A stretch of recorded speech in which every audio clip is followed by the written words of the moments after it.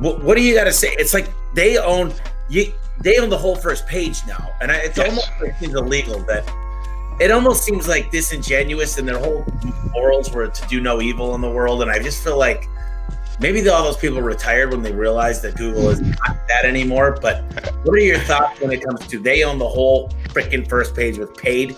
They're trying to own now the listings, the ABC. I just want to hear from your perspective. Okay, so dying, or what's the deal? So what we're seeing here, obviously, is Google's main purpose is to serve Google, and that is to make profit. And the increase of ad space and a reduction of organic results is something that's just happened over the years. Now, there's two ways to get around it. First of all, consumers are savvy, right? They know what's an ad and what's there organically, right? Let's not get confused. Organic results are very rarely organic. They're usually manipulated by people like myself. So the consumer is much more savvy and likes to look at the organic results. But there are keywords like you describe in terms where the organic results are so far pushed down that you're never going to attract any level of traffic.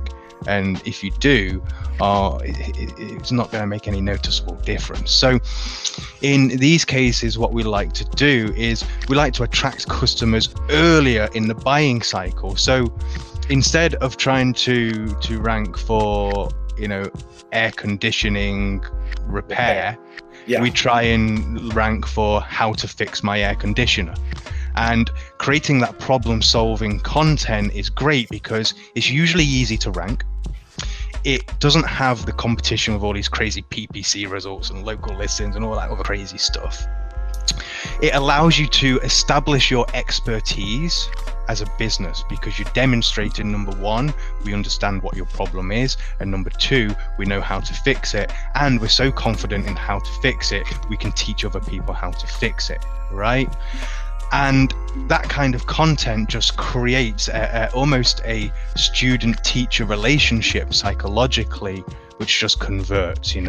Most people are going to look at that tutorial and think, oh, well, I don't want to do that, but these guys know what they're doing, so I'm going to call them, right? So I often find businesses, especially in home service, struggle with creating content or writing text-based content.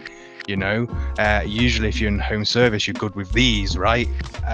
So again, creating that problem-based content is great because it lends itself to video. If you're out on a job and you see a common problem, it doesn't take more than 2 or 3 minutes to have someone hold a phone and record you talking through, okay, if you've got this problem, this is what it looks like, this is how you fix it. And just a short video like that. That kind of content you can then repurpose into text and image-based content. So that is how to combat these crazy search results that are just filled with ads. They're essentially trying to, excuse my French, fuck on the first date. Whereas if you create this problem-based solving content, it really creates relationships with people and makes it so much easier to engage people, not just in Google, but if you do anything on YouTube, if you're publishing videos on Facebook or whatever the social media medium you're using, it allows for a much more comprehensive strategy while circumventing the issues of PPC. Yeah, and I'll tell you what, I've noticed that there's some terms that people that doesn't even pull up the 3-pack. It doesn't pull up a lot of pay-per-click either. So most terms that start with how or can or when or should, those kinds of terms very rarely have any kind of search competition because it requires that someone makes some content that's engaging rather just sending them to a landing page that's looking to convert someone as quick as possible. I noticed too, they'll come up with like 6 common questions with a drop down now. Yep. What is that all about? Well, I like to use those to plan out content, whatever it is, whether it's written or video. Google are literally saying these are the questions people are asking. So you want to make sure you're answering those in your content. Really the best source in the business to find problem-based content is with your sales staff or the people that are doing the actual hands-on manual labor, the installs. Those guys know the most common questions. They're out there every day on the front line answering those questions. So you can survey those guys and also use that people also ask for guidance on creating the best kind of content to help you in all of your strategy, not just SEO.